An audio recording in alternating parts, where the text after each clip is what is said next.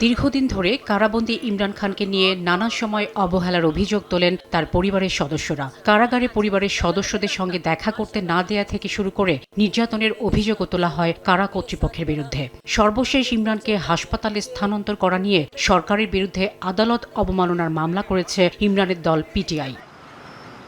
আবেদনে বলা হয়, গত 18 আগস্ট সুপ্রিম কোর্ট ইমরান খানকে চোখের পরীক্ষার জন্য ইসলামাবাদের শিফা ইন্টারন্যাশনাল হাসপাতালে নেয়ার নির্দেশ দিয়েছিলেন, কিন্তু সরকারের পক্ষ থেকে তাকে Pakistan institute of medical sciences বা PIMS হাসপাতালে নেওয়া হয়। ইমরানের দল পিটিআই এর দাবি, আদালতের নির্দেশে কোনো অস্পষ্টতা ছিল না, তাই আদেশ অমান্য করায় সংশ্লিষ্টদের বিরুদ্ধে আদালত অবমাননার দায়ে যথাযথ ব্যবস্থা নেওয়ার আবেদন জানায় দলটি।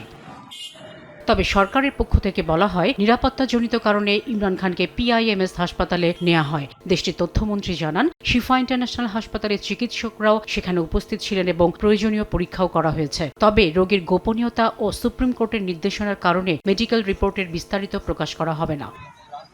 প্রয়োজনীয় পরীক্ষা শেষ হওয়ার পর 21 আগস্ট ভোর 5টার দিকে ইমরান খানকে আবারও আদিয়ালা জেলে ফিরিয়ে নেওয়া হয়। 2023 সালের আগস্ট মাস থেকে কারাবন্দী রয়েছেন পিটিআই প্রধান ইমরান খান। শাফিনা সুলতানা, সময় সংবাদ।